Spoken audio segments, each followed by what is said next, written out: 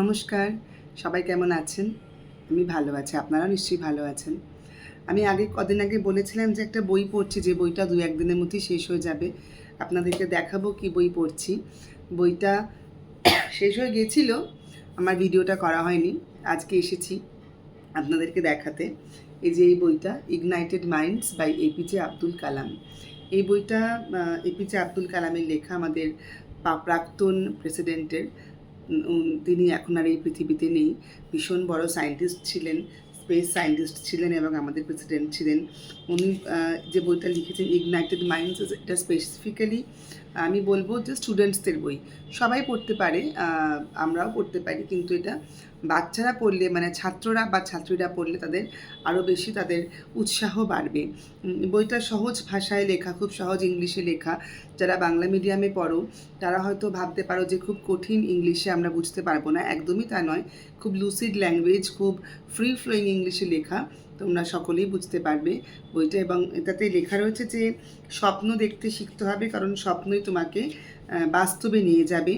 স্বপ্নই তোমাকে চিন্তা করতে শেখাবে এবং সে চিন্তাটাই তুমি বাস্তবায়িত করতে পারবে।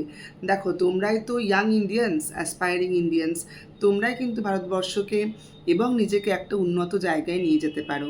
তাই তোমরা যদি এগিয়ে যাও, তোমরা যদি স্বপ্ন দেখো এবং সেই স্বপ্নকে তোমরা বাস্তবায়িত করতে পারো, তাহলে কিন্তু পৃথিবীতে ইন্ডিয়ার একটা জায়গা তৈরি হবে। আরও অনেক উঁচু জায়গায় কিন্তু ভারতবর্ষকে তোমরা নিয়ে যেতে পারবে। অবশ্যই এই বইটা পড়বে। এই বইটা স্পেসিফিক্যালি সব সায়েন্টিস্টদের কথা লেখা রয়েছে, স্পেস রিসার্চের কথা লেখা রয়েছে, খুব সহজ ভাষায় তোমরা বুঝতে পারবে। তারপরে বিভিন্ন রকম আমাদের বেদান্তের কথা লেখা রয়েছে। শুধুমাত্র বেদান্ত নয়, সমস্ত আমাদের ভারতবর্ষের যে ঐতিহ্য, সমস্ত ধর্ম একসাথে, আমরা ধর্মের মানুষ, আমরা একসাথে থাকি, একসাথে বসবাস করি। আমাদের মধ্যে কোনো কনফ্লিক্ট কোনোদিনও ছিল না এবং আমার বিশ্বাস যে আজও কোনো কনফ্লিক্ট আমাদেরকে তলাতে পারবে না। সেই সকল কথাই কিন্তু এই বইতে লেখা রয়েছে।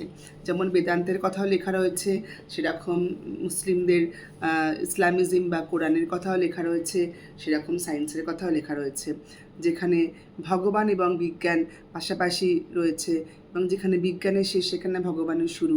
এটাও যেমন আমরা বলি, বিশ্বাস করি, সেরকম আমাদের নিজেদের ওপরে বিশ্বাস, আত্মবিশ্বাসের কথাও লেখা রয়েছে।